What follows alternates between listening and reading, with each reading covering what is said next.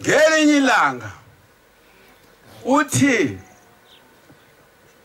lithi ilanga fundisa imngoma busisa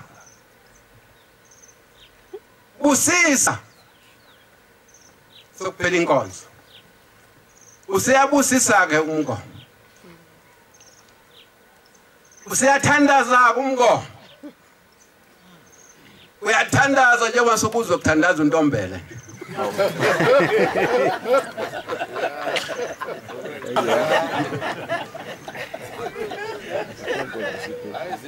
uthi ke amen usethi mfundisi mina bengingashonga ukuthi thandaza ngoba bese kuthandaziwe nawe futhi bese uthandazile bengithe mina busisa wena sewuyasuka uyathandaza umuntu onelungelo lokuthandaza yimina shembe ngoba ngesikhathi nina nithandaza nonke mina ngiyathula ngilalela imithandazo yenu bese ngiyifaka emashalofini ngiyifake ngeendawo zayo ngeendawo nothi mase niqedile kuyima ngiqala phasi ke mina ngithandazela le mithandazo yenu amen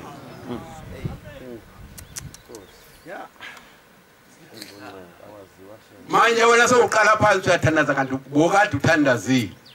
wathi mase efundisiwe ke umfundisi umngoma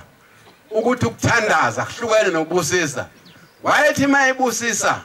athi uNkulunkulu omkhulu uNkulunkulu umoya kaThixo kuze kube ngunaphakade amen seqedile ubusisa uthi uduma wathi mayisifundisa ubaba mkhulu ukubusisa mawukade ma uzodla athi Nkosi ubothi Nkosi busisa lesipho esiphambi kwami esijabulisa umphefumulo nomzimba sibe impilo uma ngisidlile ngegama lakho shembe kuze kube phakade amen busisa ke lokho inempandla ilokuze isoqapha ekhaya ikhanda lihleli ilanga lihleli phezulu ekhanda uNkulunkulu wazakha ngokuzazi inwe zisivikeli ekhanda umuntu ithi ngale hawu lakho nalo ngoba wawu kade ulise uhambe nalo waya emgcwabeni ubuya nalo silingcolila aligeziwe ingilosi seyahluleka manje ukwenza umsebenzi wayo ngawe ingilosi yahluleka ukwenza umsebenzi wayo ethempelini ngokuphilisa abantu ngawe ngoba ufake isigubhu ethempelini singcolile singageziwe usisaphi sona isigubhu emgcwabeni ubani wathe isigubhu sifanele siye emgcwabeni kuyoselwa isidumbu uthi uMadlala umfundisi ithe ilanga lamalanga mfundisi Madlala hamba utshena abantu ukuthi abangabagideli abantu bakabheka bezayo ngoba abantu bakabheka bazayo abanaso isabelo somgidi bazofa baphele uma begidela abantu bakabheka bezayo ngoba abantu bakabheka bezayo bazothi mase bekhumbule umgidi bese bebulala umuntu ngoba awukho umgidi okuqondiswe kubona ukuthi akuhanjwe kokugidela abantu babheke bezayo ayizidle ekhaya nina ligidela abantu abazange abantu bakulalele lokho kunaloko baqhubeka bagidela imingcwabo namanye basayigidela ngenkani ngoba nifuna ukulalela inkosi seyiziyamemezela yona mathupha eKenani yathi make yezwa nje mina ngihlale ngikhuluma ke njalo ngijabule kakhulu uma inkosi imemezela eKenani ngoba mina ngihlale ngikhuluma sengaze ngawumfundisi omubi kakhulu ngoba uma ngabe lakhona mina angifuni makugidwe ugidelwe emngcwabo.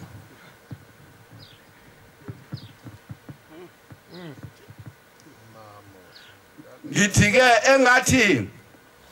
singakulalela lokho kushiwoyo ngoba yathe inkosi umqalo wendlela akungagezelelwa futhi kungaphungulwa thina asingangezeleli lemithetho sekumthetho manje ukuthi kugidelwa imingcwabo nabantu abangakholwa ubaya bathi hawu ake nisigidele phela lapha emingcwabeni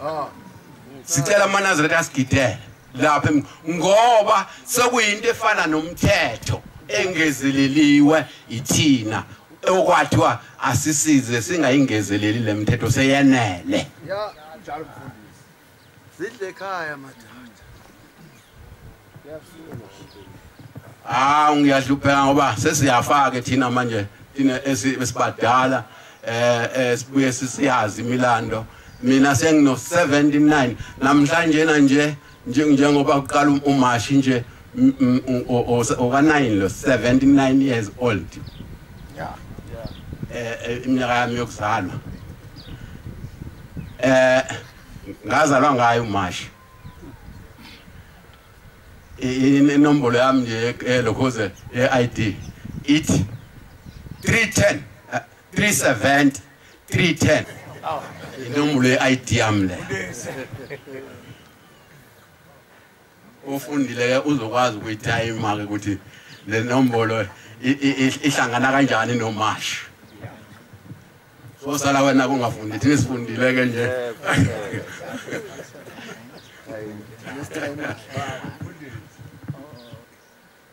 Ngiyabuya ke ngiyalapha ke manje sengiye enkowini ngishilo ngathi ngizobuyela enkokweni ngoba ngithintile ke yona ngadlula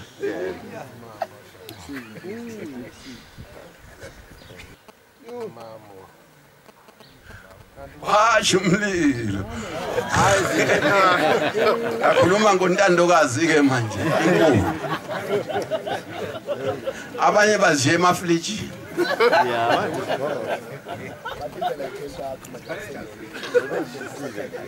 zidle ekhaya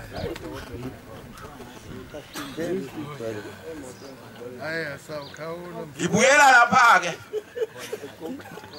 wena uthi wena hayi mina ngoba angidli lenkukhu le efuywayo ngidla yasesitolo le yasesitolo iyokwakhiwa hayinayise into isilwane esingenayise asihlambulukile asifanele kumuntu omNazaretha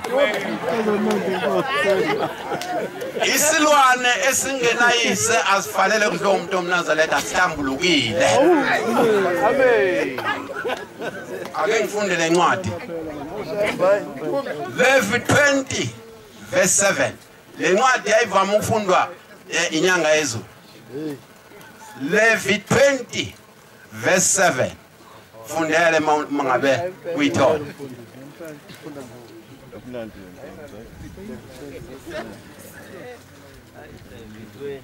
Levi 20 verse 7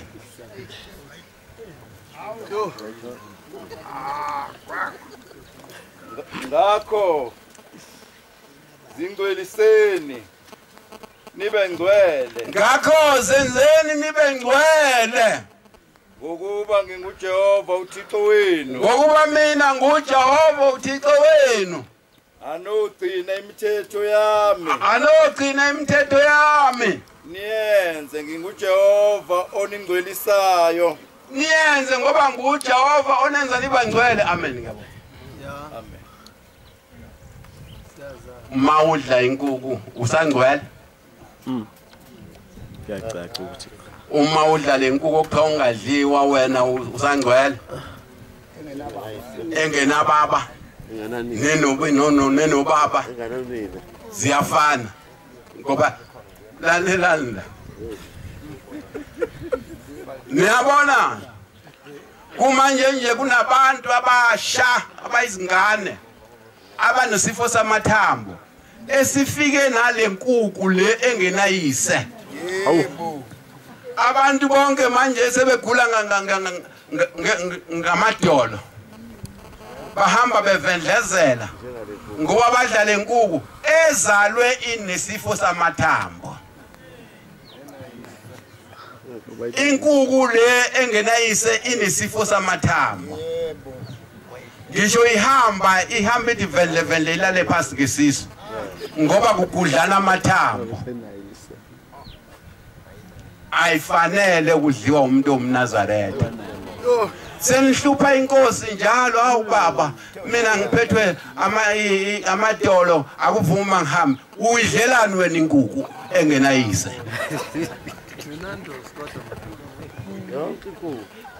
Uyidlelani wena inkuku thina esikhathini esazala ngaso yayingakabi khona inkuku yokwakhiwa. Abantu babephila saka wengekho umuntu onesifo samathambo. Wena sewuyaziwa nasekhemisi mawuqhamuka ukuthi nangu uzofuna amaphilisi amathambo.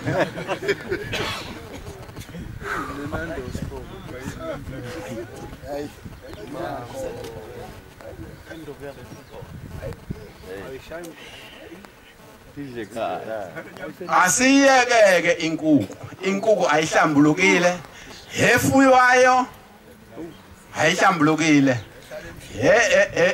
Ile nkuku ethengwayo esitolo yokwakhiwa ayihlambulukile.